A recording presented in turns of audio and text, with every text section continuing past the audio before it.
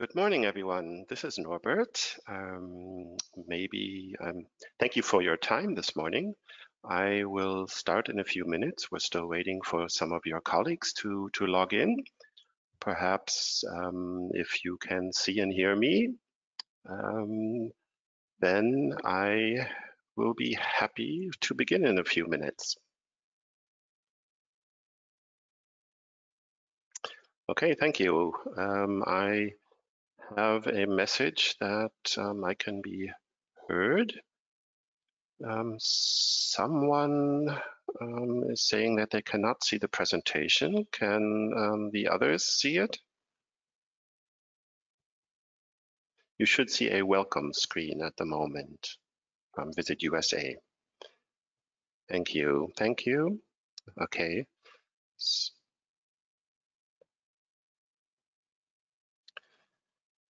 So I hope the sun is shining in the Netherlands. I'm sitting here in Germany near Frankfurt. We've had pretty good weather the last couple of days, so I'm hoping it is the same for you as well. We'll give everyone another 3-4 minutes, and then we will start. And please don't forget, if you have any questions, make sure to write them.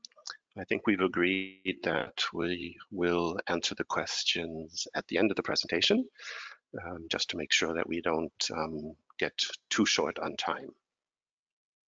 But of course, if there's something very urgent and it fits to the slide, and I happen to see the question at the same time, then perhaps we will do a quick answer.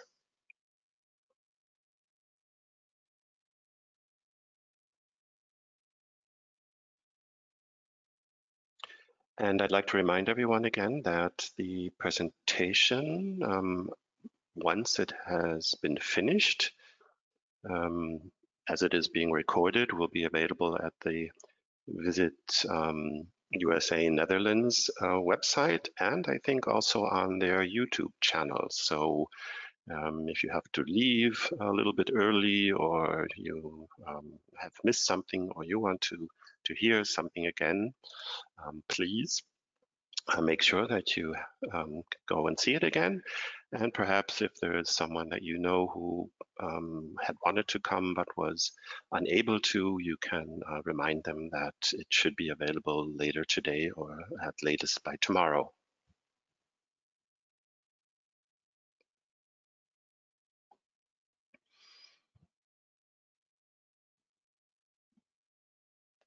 So another couple of minutes, 2 more minutes, and then we can start.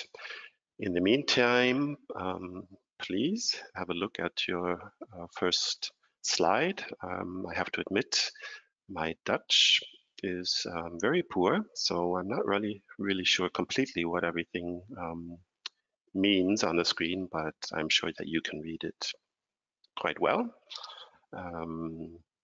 It's a reminder of everything that Visit USA can provide in online courses and, of course, these webinars, and a little preview of the next 2 webinars that you will be able to see in October and here.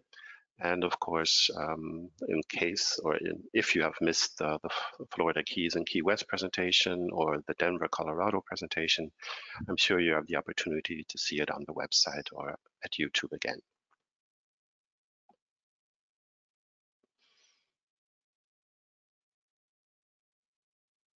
So I see that we have quite a number of attendees from those that have registered. So give me another minute and then we can start. Thank you.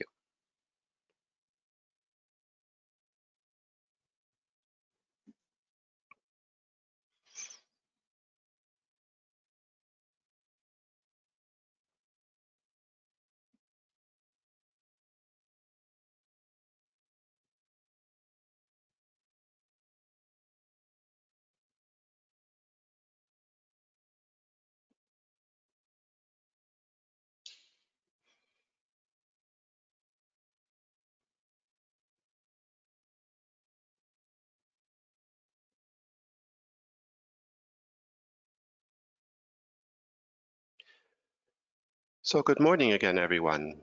My name is Norbert Simon. I work for SeaWorld Parks and Entertainment, and I'm based here in Germany, so close by in the same time zone. Perhaps one of you has we've been able to meet in the past. If not, thank you for your time this morning. I of course understand how difficult and challenging and very strange the times are, so I appreciate you spending some time with me this morning even more. Of course, I don't need to tell you that travel to the US is very difficult at the moment, but nonetheless, we are all confident that eventually travel will again be allowed, and we will also have customers who want to come to visit us. So when that time comes, I hope that I can assist you a little bit, bringing you up to speed on the latest developments. If you know our parks already, what has happened in recent months, and if not, give you a general overview of what we can offer to a visitor, and also perhaps then just offer you a contact as well. So on your first screen, of course, I'd like to give you some general information about Visit USA and about what this institution can offer you. And I hope that most of you know Visit USA and have participated in past events. If not, thank you for coming online and joining us. There are quite a few advantages to participating in Visit USA events, or perhaps even being a member.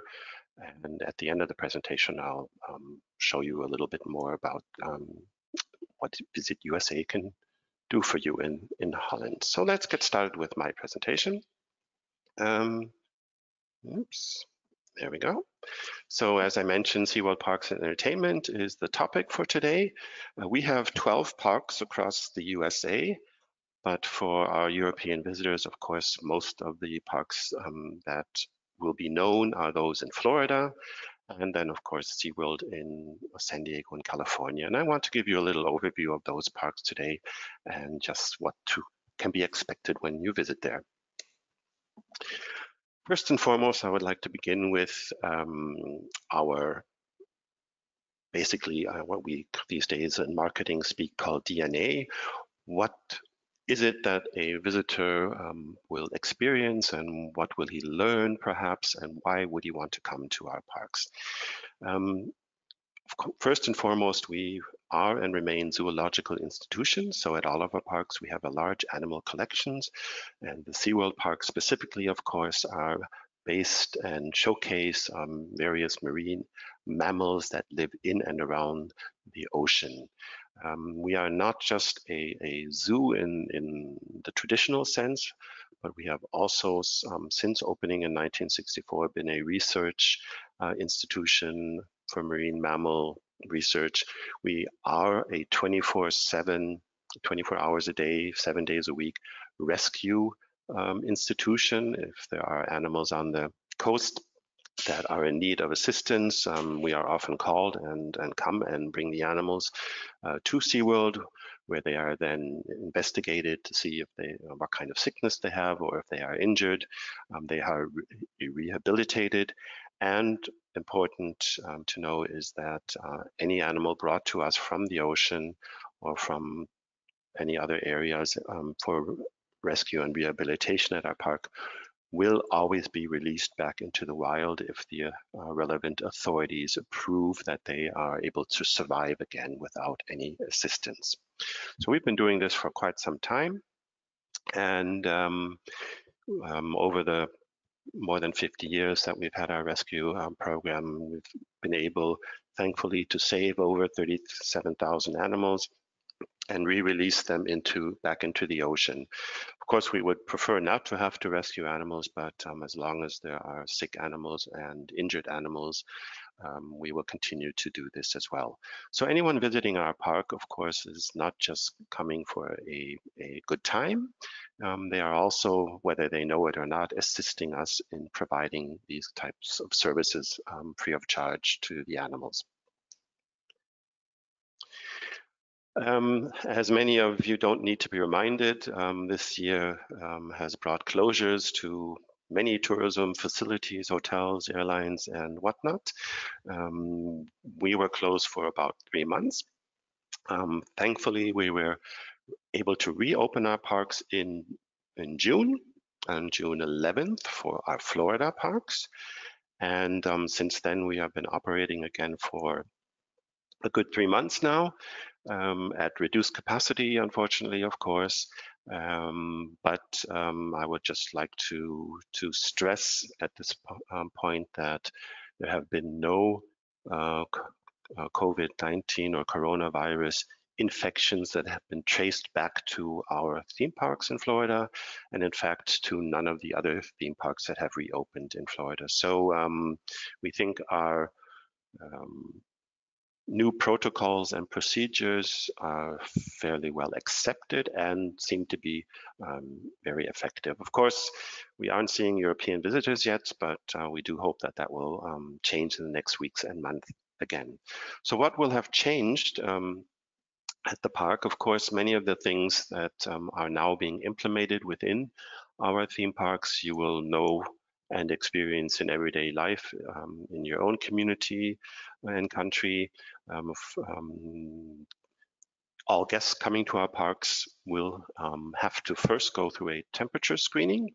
And this is not just for the visitors, but of course for all employees every day in the morning. Of course, we require face coverings to be worn at all times once you enter the park. We do, however, have a couple of areas which we call relaxation zones, where you are able for short periods of time, and if it is not overcrowded, to remove your face covering. These are basically the same places where we used to, if someone has been there before, have smoker corners. So in those areas, for a few minutes you can remove, but once you leave that, and if it gets too crowded, you have to have your mask on again.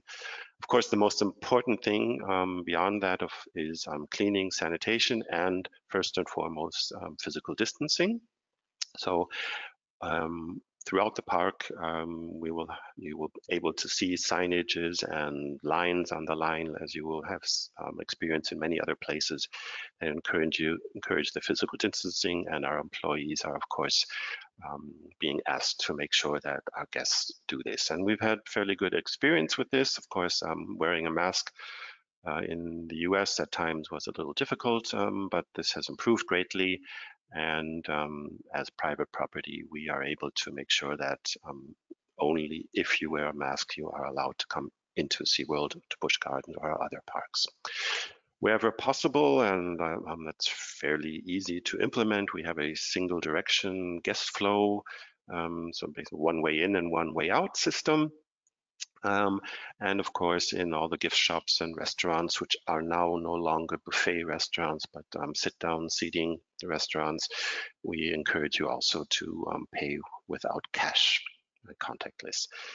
The most important change, I think, that needs to be reminded, in addition, of course, to these hygiene things, is that due to our reduced capacity, the regulations in the state of Florida allow us a maximum of 50% of normal capacity. And because of this, we have, of course, seen the need to install an advanced reservation system. So in the past, you purchased, or your guests or your clients purchased a ticket and then could decide whenever and whichever day they wanted to visit the park.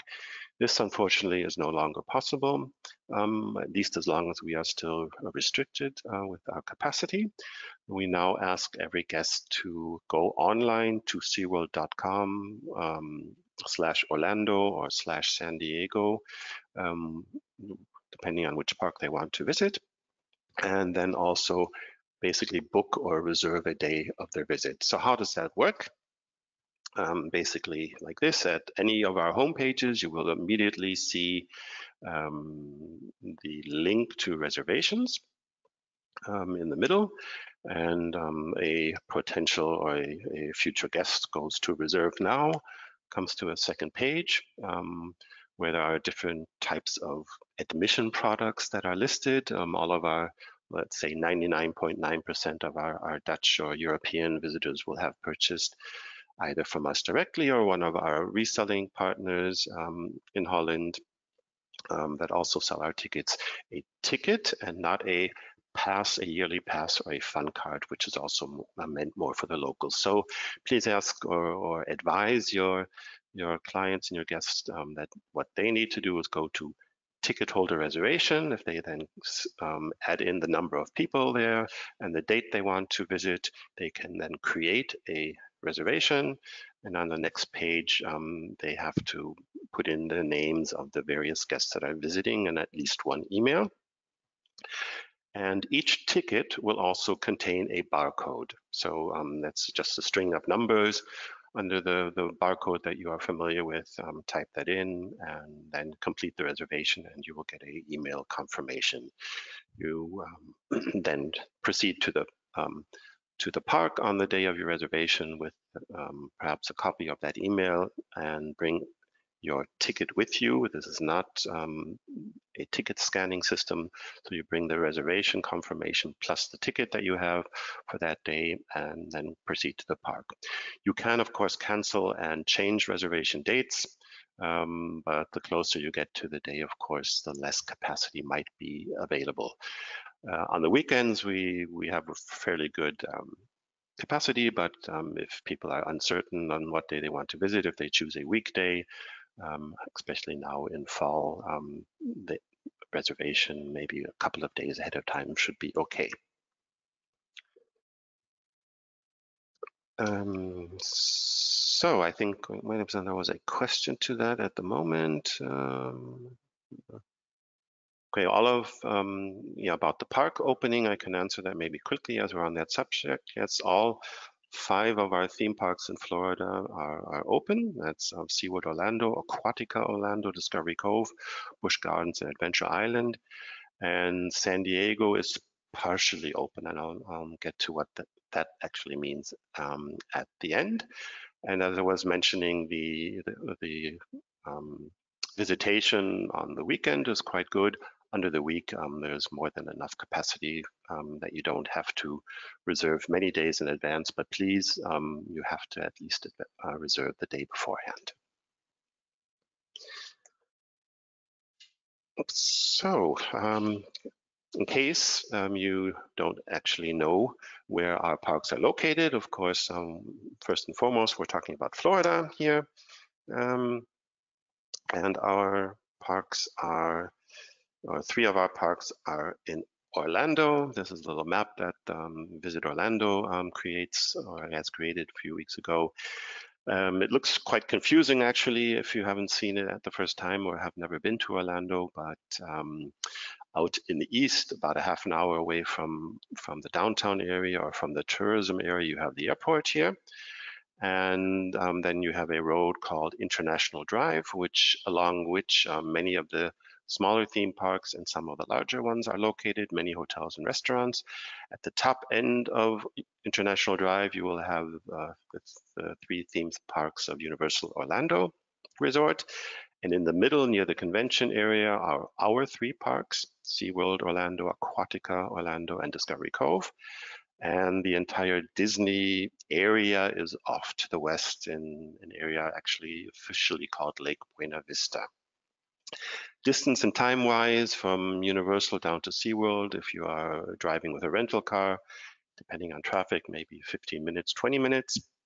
From Universal over to Disney, it's a good half hour to 40 minutes.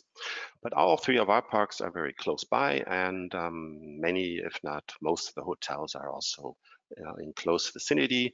And almost all of the hotels located along International Drive provide free transportation to the various theme parks. So let's start with SeaWorld Orlando. Experiences that matter. As I was mentioning in the beginning, it's not just a fun day out at a roller coaster park. We are a zoological institution, so you and the guests, especially the younger generations, can learn quite a bit about what the animals are facing in the ocean, and perhaps if you are willing, also learn about what we can do to change how we treat the ocean and to help the animals survive a long time in the ocean.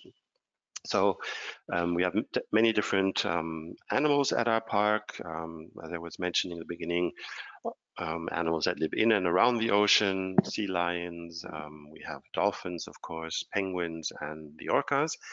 So you can roam the park and go to the various habitats of the animals and also see them up close.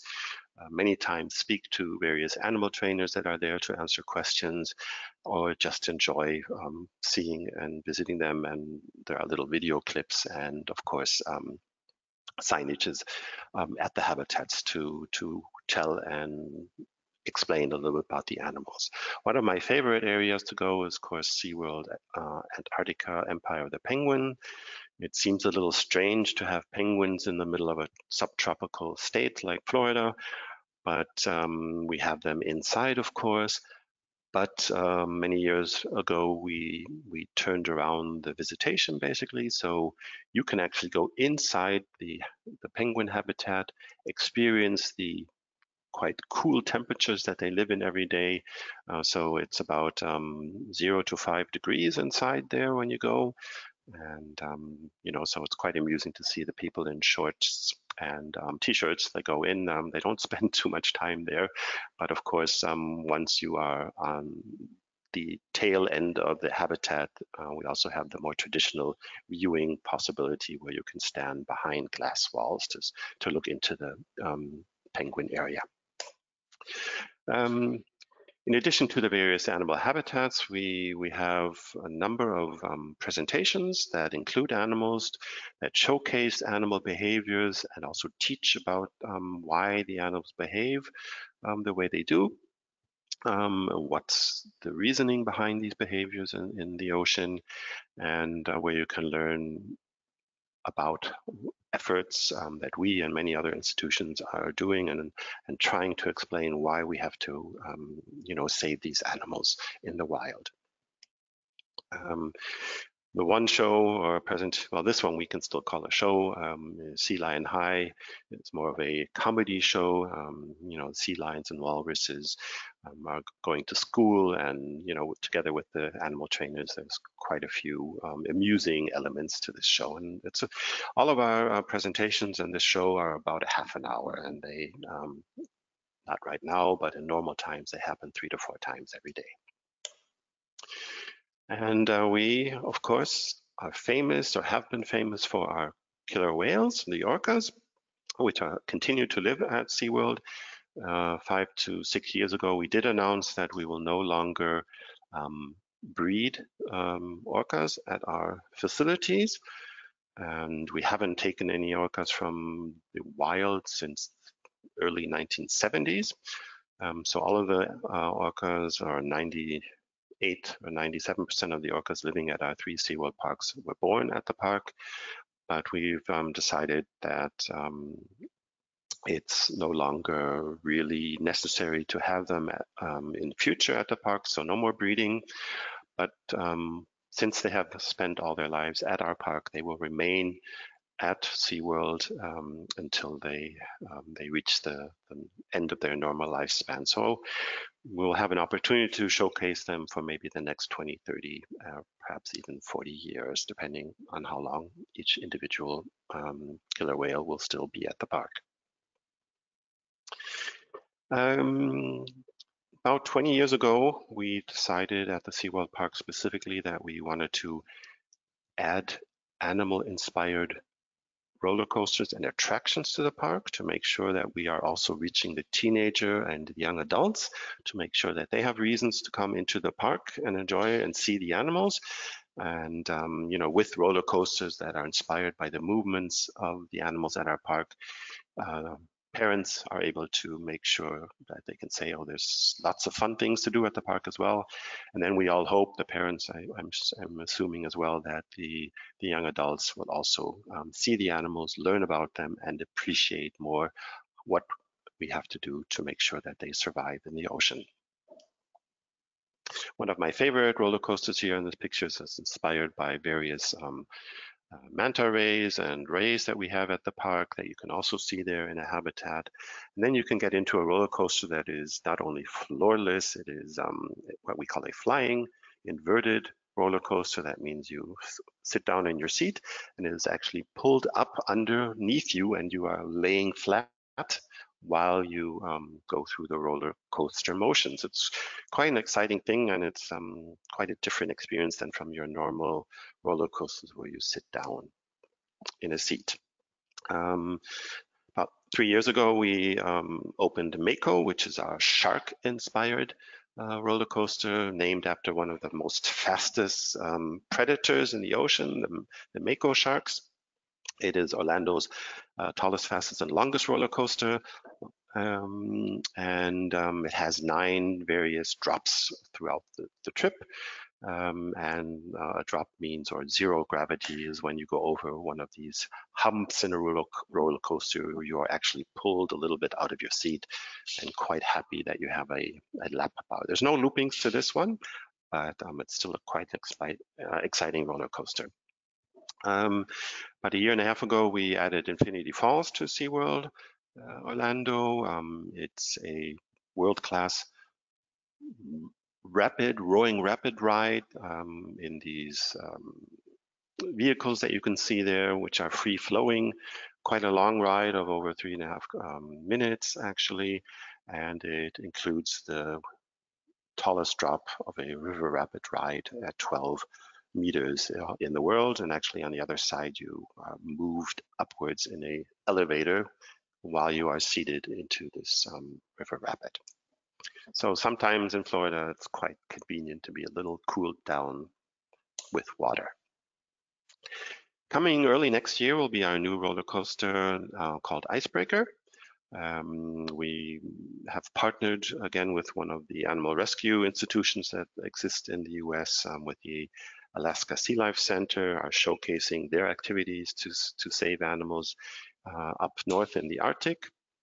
And this will be an interesting roller coaster, as it will be a so-called launch roller coaster that will move forwards and backwards throughout the trip, and is actually a more than 90 degrees drop at one of the portions of the ride, which will actually mean that you are going more than perpendicular at a 100 degrees angle.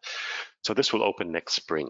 Actually, it was scheduled to open this year, but with the coronavirus pandemic, we weren't able to finish the building in time, and also it needs some testing as well. So that was it for SeaWorld Orlando, just a basic little overview. Across the street, we have our water theme park, which we call Aquatica Orlando. Aquatica, you can actually see from SeaWorld or the other way around, but it is 2 different parks, and also there is so much there to do that we advise to spend a full day, or at least around 6 to 8 hours if you want to relax in the sunshine. Aquatica has more than 40 different water attractions, water slides, river rapids, and various similar things.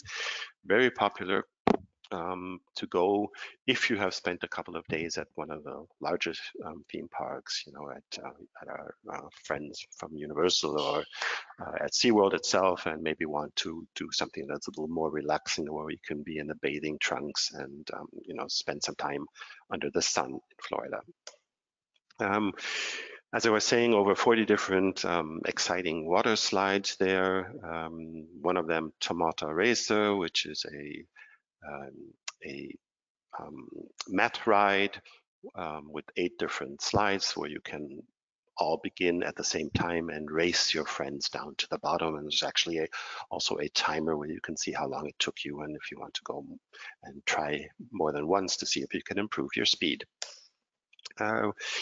There's other slides here, such as Omaka Rocka, which we added a couple of years back, which includes near vertical drops and just various play areas within the park.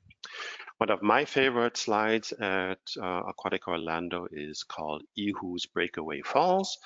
Might not be so popular with many of our other guests, however, because it is sort of like you get into a elevator, a one-person elevator, the glass facing outwards, And then while you are standing, the floor is pulled out under you, and you drop into the first drop of over 14 meters. The entire tower is 24 meters tall. And the fun thing, if you like these type of experiences, is that there are 3 of these tubes looking at each other, and the ride begins at different points in time, so you never know exactly who disappears first down to the ride. But of course, even if you want to have more relaxing experiences at Aquatica, that is also possible. We have things like what the American called lazy rivers, Roa's Rapids, or Loggerhead Lane, where you can just go in an inner tube and float around the park in the sunshine. And of course, we have sandy beaches there as well.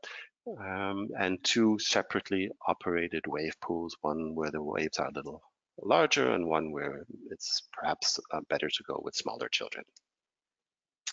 Riptide Race will be the ride, a dueling ride or riding slide that will be coming early next year to Aquatica Orlando.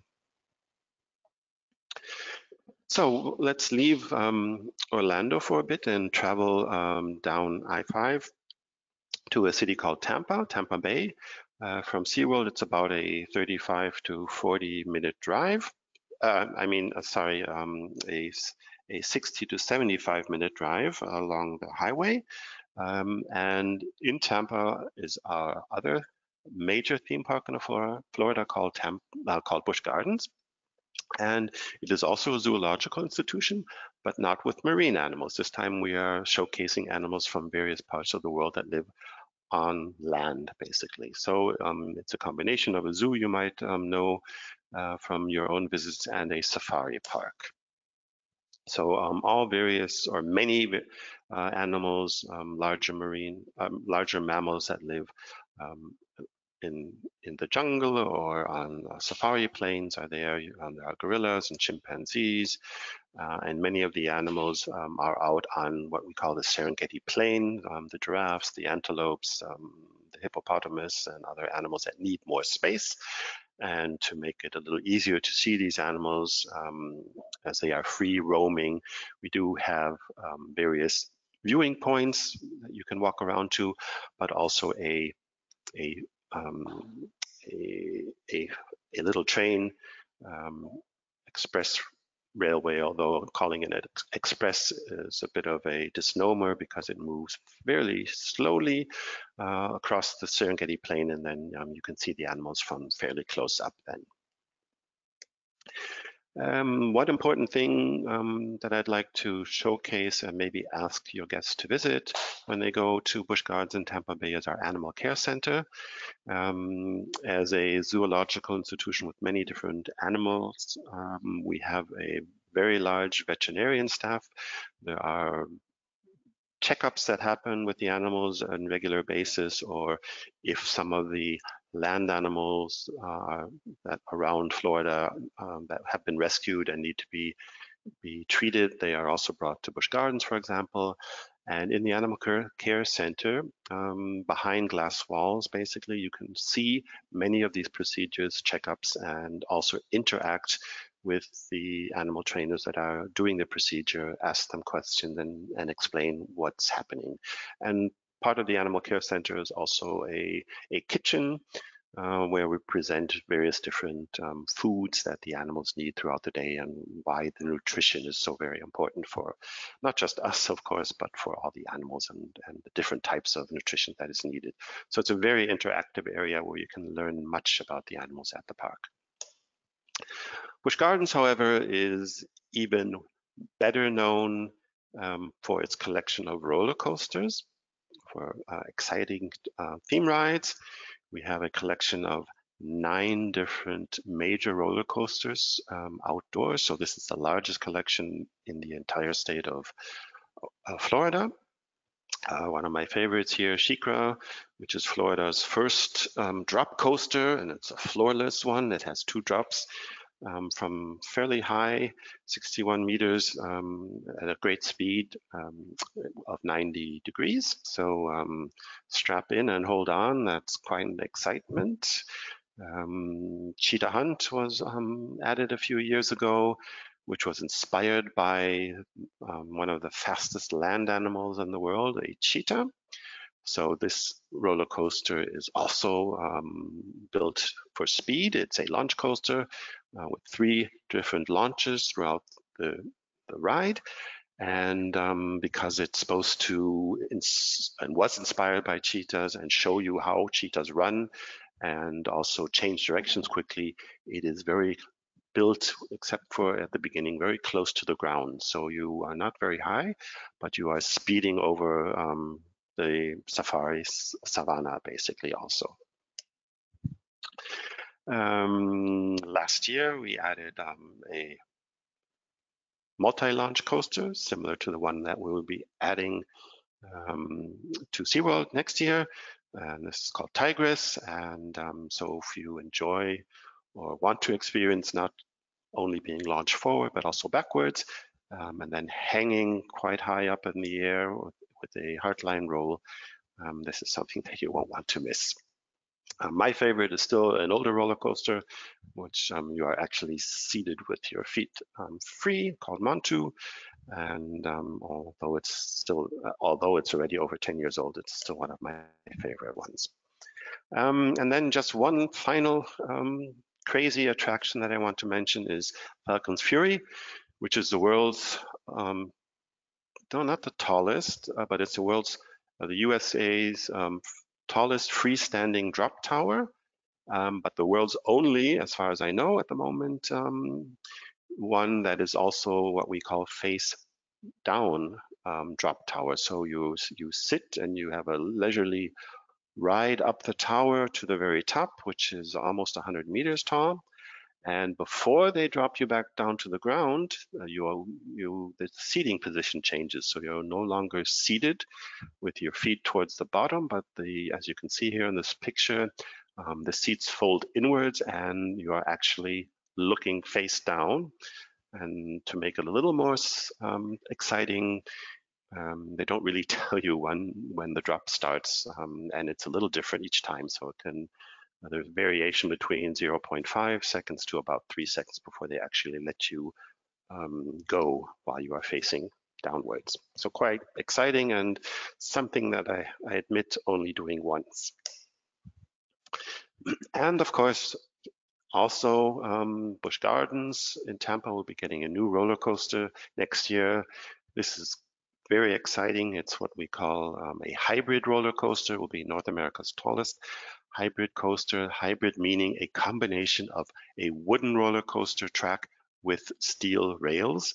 And this combination allows very exciting rides for wooden roller coasters that weren't possible only 5 to 6 years ago. So this will be a milestone with these hybrid roller coasters. You will be able to have a 90-degree or 91-degree drop with a wooden roller coaster, which actually was unheard of in the past, with inversions and airtime moments. So this is going to be probably the top roller coaster at Busch Gardens once it opens next year in springtime. So that's a little bit to the 3 main parks that we have there, and I see the time is running quickly. I want to showcase a little bit about ticket products that we offer, either directly from our website or, of course, more importantly for you, together with our ticket reselling partners in Holland, in the Netherlands. Let's start at the bottom. Theme park ticketing can be quite complicated, not just within one individual theme park, but also amongst us and then the other theme park operators that are in Orlando or in the US. We all have slightly different systems, and all, of course, why make it easy? The tickets are always called something else. But basically, we still offer 1 day, 1 park visitation tickets, which we call, funnily enough, single day tickets. So those are, for those clients of yours that don't have much time visiting many of the other parks, perhaps in Orlando, but also want to include SeaWorld or perhaps Aquatica or Busch Gardens in Tampa.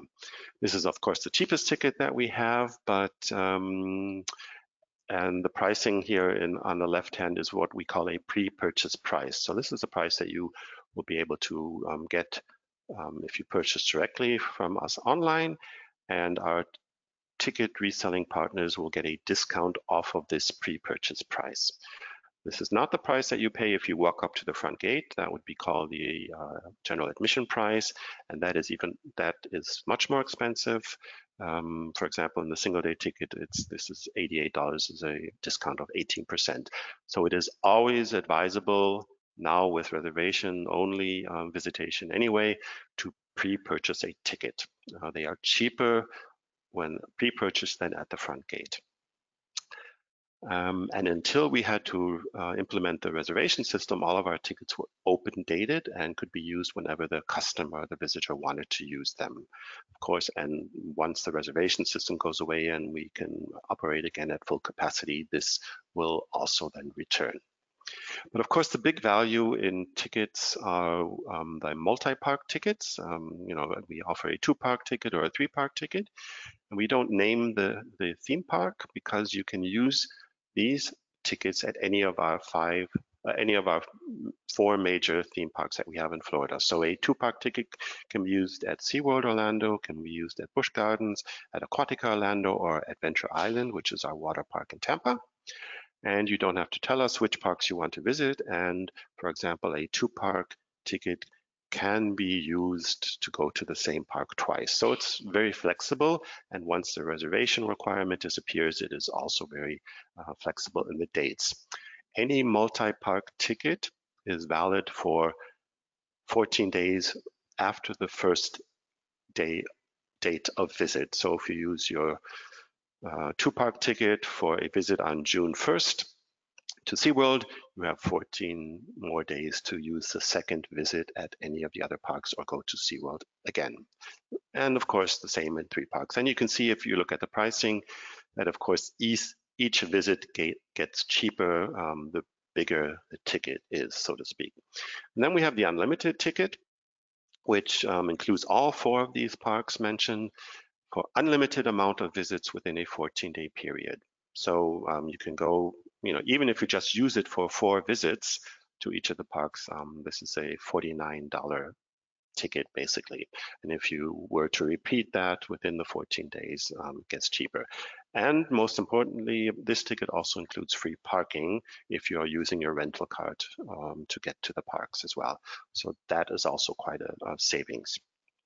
And then we have special tickets like a 3-park ticket plus a meal where you can, at each of your visits for each ticket holder also go to one of our restaurants to also then get a meal. And that's actually not just once, but as often as you like throughout the day, with I think like a 30-minute break between each meal. So if you just wanted to go to eat there every day, the whole day, that's quite possible. You just have to pace yourself and make sure you stand up and walk around a little bit. So finally, we have a different theme park. I don't like to call Discovery Cove a theme park. It's more a day resort or a themed resort called Discovery Cove. This is entirely different than the theme parks you might have experienced in other parts of the world or visited already in the US. This is not about bigger, better, larger, or better, yes, but faster, larger, quicker. This is more of a relaxing day in a resort atmosphere. There's no accommodation. You check in the morning and you leave late afternoon, early evening.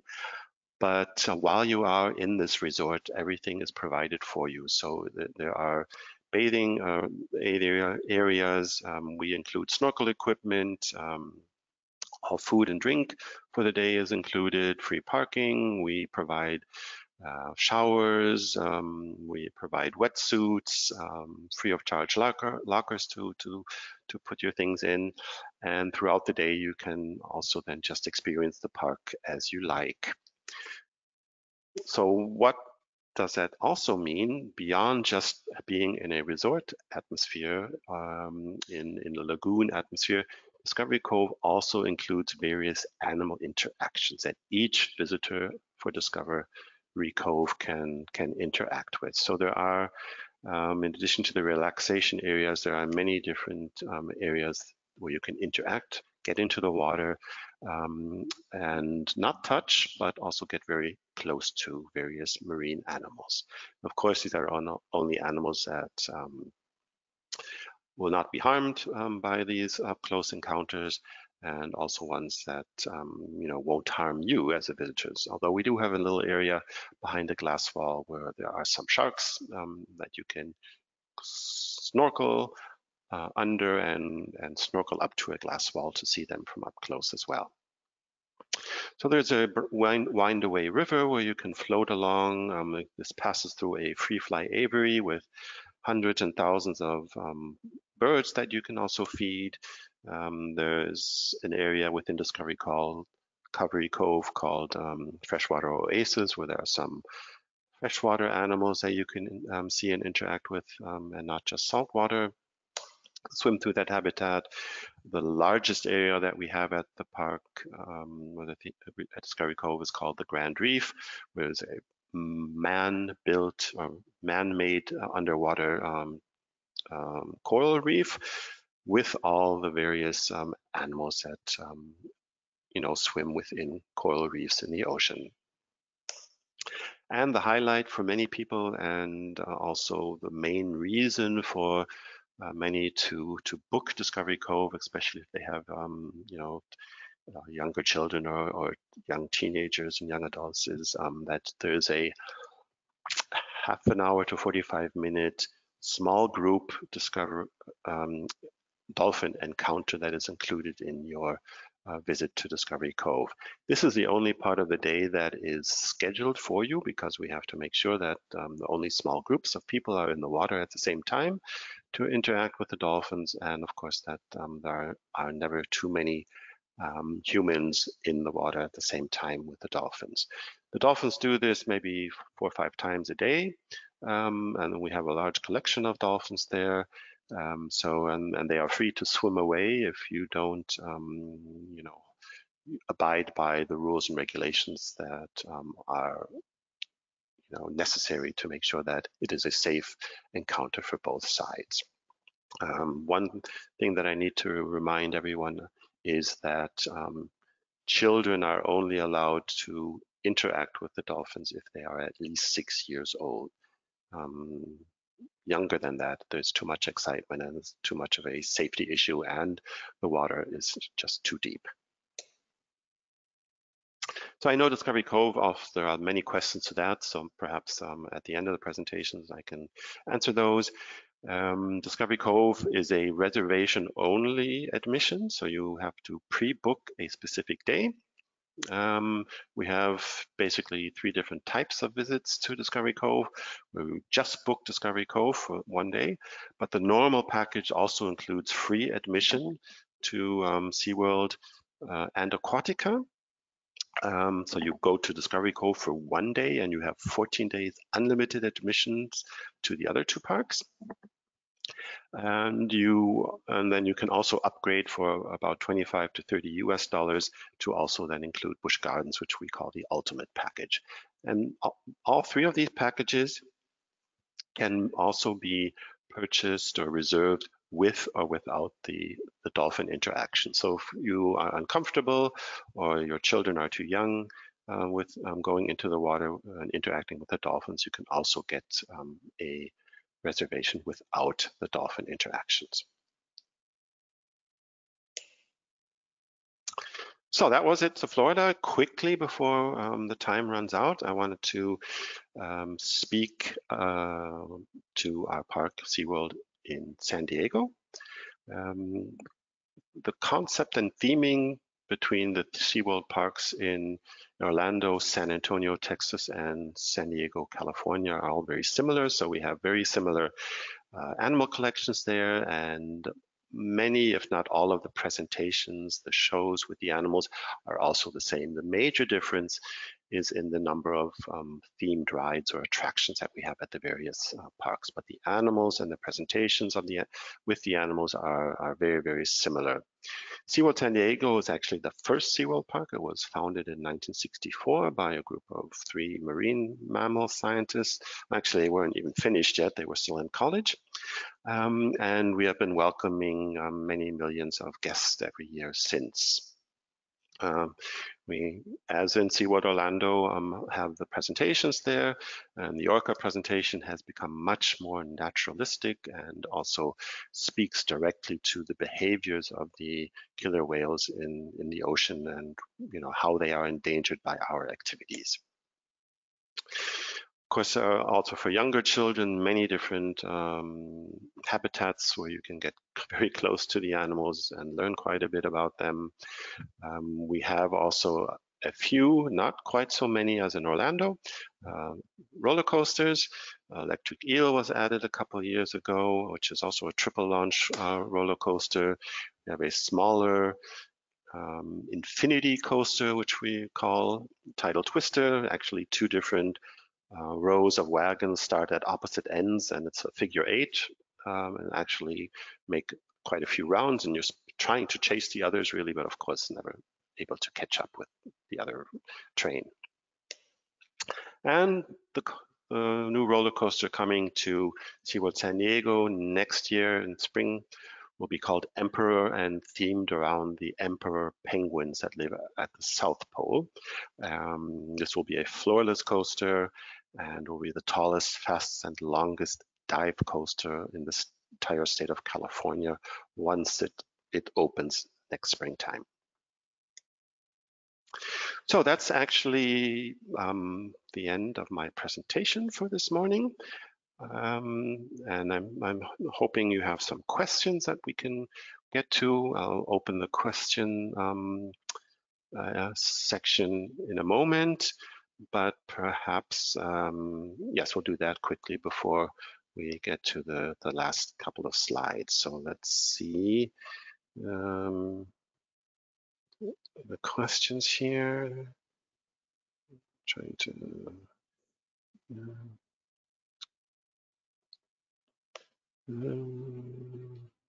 I guess wait a second, there's another one. So okay, maybe I missed this in the beginning, but is there a path for more parks or a combination? Okay. Yes, I think when I spoke to the tickets, we do ourselves have combination tickets, but those are tickets that only combine the parks that belong to SeaWorld Parks and Entertainment. So our 2-park, 3-park ticket or unlimited visitation parks are valid to the 4 parks. There is no longer a ticket that combines various parks that don't belong to the same ownerships. Perhaps some of you might remember about up to 10 years ago, there was something called the Orlando Flex ticket, which was a combination of the 2 Universal parks that they used to have, plus SeaWorld Busch Gardens and Aquatica. Universal stepped away from this joint ticket 5-6 years ago, unfortunately, and since then there really is no combination of various parks that belong to different ownerships. I'm sorry about that, and I understand that families that are trying to see everything in Orlando will have to spend quite a bit on admission, but perhaps that's where you can help your clients. Speak with them, the age of the children, of the families. Some parks are better for younger children, some better for teenagers. And of course, also the amount of time that they want to spend. Remember, these parks are very large. Every theme park like SeaWorld or Universal or the Disney parks, the individual parks, they are all, a full day experience. So it really depends on the type of experience that they want to have. We, of course, think that our SeaWorld and Busch Garden parks are must-do parks. We offer something for younger children, the animals and the presentations, but also for the teenagers, young adults, that enjoy roller coaster rides. That's available as well. But even for the older generation, for maybe grandparents that are along for the trip as well, that probably don't want to go to a roller coaster or to see some of these movie-based attraction at other parks. They will be happy to run around SeaWorld with the young adults and go with the children, with their grandchildren, and see the animals and the animal habitats. And of course, expense is always a very difficult thing to say. We, of course, working for theme parks, we don't think an admission to the park is expensive. It's usually a good value for money.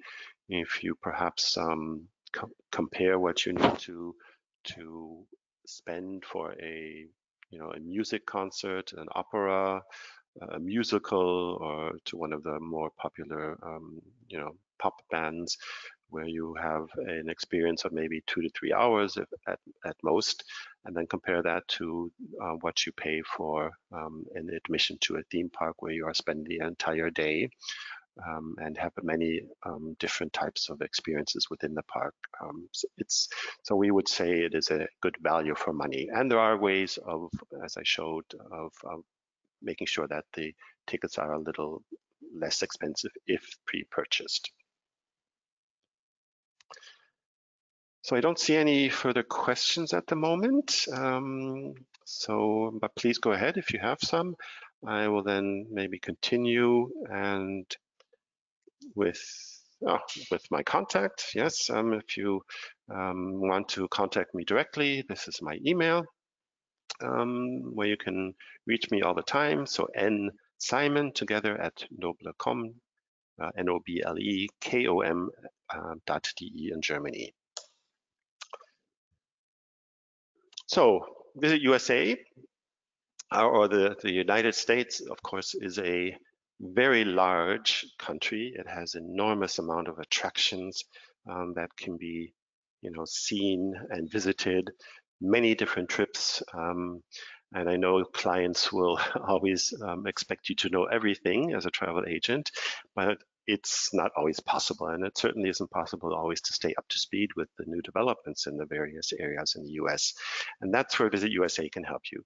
They are very good with online trainings, with webinars, with training courses that go on the internet. And eventually we will also be able to do, together with other colleagues, in-person trainings again. Remember also, these are all volunteers working at Visit USA, so maybe they will not answer you immediately in a number of seconds, but they will get back to you as soon as possible with the answers to any of your questions. We have many members, and it's not just destinations, but also the local, the Dutch travel industry is also, if they are offering USA products, members of Visit USA. So let them help you, or let us help you. So I guess that brings me to the end of my presentation. Thank you for your time and sticking with me the entire time. And please remember, this is just one in a line of past and future webinars that you will be able to hear. The next one is beginning of October, on this October 6th, with Explore Fairbanks, Alaska. But please note here that this will be in the afternoon. I'm guessing someone is doing this directly from the US. And then a week later, St. Pete, Clearwater, which is very close to Tampa Bay and to Busch Gardens. So that's also an area with fantastic beaches and very close to my heart. So I guess that's it. And unless, let me take another look at the question section, unless you have another questions. Yes, thank you. And then I will end the presentation. And please remember, this will always be available for you afterwards via the website or via the YouTube channel. Thank you and goodbye.